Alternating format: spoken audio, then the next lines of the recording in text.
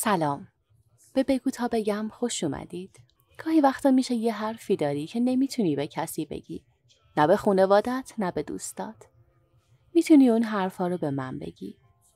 با هم راجبش صحبت میکنیم. براش راه حل پیدا میکنیم. بدون اینکه قضاوت بشی. اینجا هر صدایی شنیده میشه. دوست عزیزی به هم پیام داده و گفته خانومم با خسیس بازیش آبروی منو برده سر گوشت. آقای 26 ساله هستم. خرداد عروسیمون بود. پدر و مادر پیری دارم. واسه عروسی نتونستن کمکی بهم بکنن. خودم به سختی تدارک عروسی دیدم. خانمم همش میگفت چرا کمک نمیکنن؟ گفتم خب ندارن. یه زمین شهرستان دارن. یه خونه هم که توش میشینن. با یه حقوق بازنشستگی. از حقم نگذرم. خانمم خیلی مراعات کرد. دید ندارم از خرید خیلی چیزا گذشت. برای عروسی گوسفند گرفتیم که دم خونمون قربانی کنیم. ولی وقتی رفتیم برای خداحافظی خونه پدرم، برادرم اونجا جلوی ماشین قربونی کرد. خانمم عصبانی شد گفت چرا اینجا کشتن؟ مگه اونا خریده بودن؟ خودمون خریدیم. دم خونه خودمون باید میکشتیم. یه اعصاب خوردی اونجا درست کرد. به برادرم گفتم.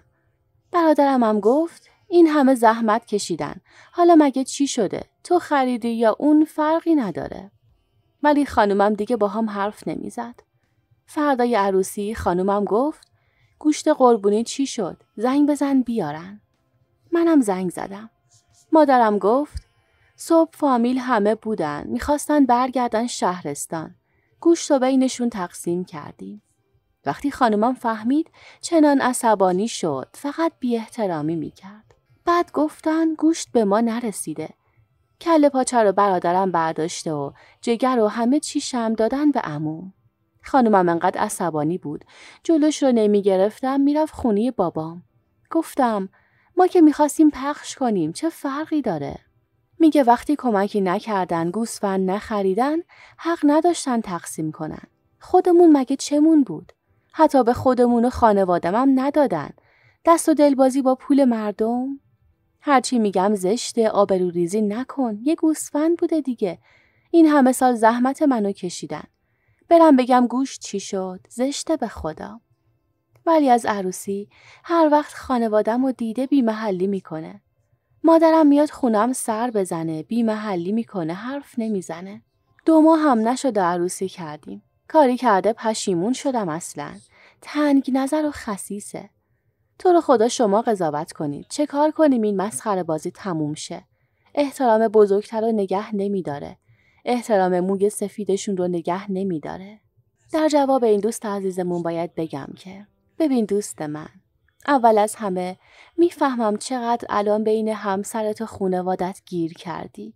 این شرایط خیلی سخته چون تازه اول زندگیته و به جای شیرینی شده دلخوری. ولی خب اینو بدون. ریشه مشکل فقط گوشت قربونی نیست. بحث اصلی احترام و مرز هاست. همسرت حق داره بگه چرا بدون اجازتون تقسیم کردن. چون اونم خودش رو صاحب اون گوسفند میدونست. از طرف دیگه خانوادت هم نیت بدی نداشتن. طبق رسم خودشون پخش کردن.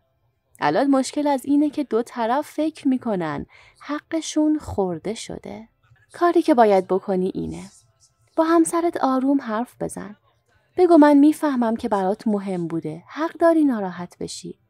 اما این موضوع اونقدری ارزش نداره که حرمت بزرگتر بشکنه.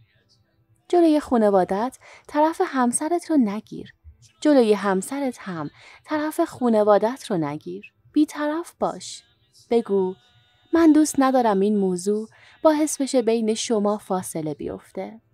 به همسرت یادآوری کن زندگی مشترک فقط با گذشت قشنگ میشه. اگه هر اختلاف کوچیکی رو بزرگ کنه خودش رو اذیت میکنه. تو رو هم خسته میکنه. تو هم حواست باشه. خط قرمزت احترام به خانوادت باشه.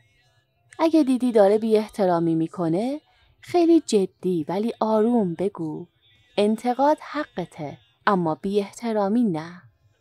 خلاصه کنم این جنگ رو باید همسرت کوتاه بیاد و تو با آرامش مدیریت کنی. هرچی زودتر این موضوع رو جمع کنی، جلوی تکرار دعواهای الکی آینده رو میگیری.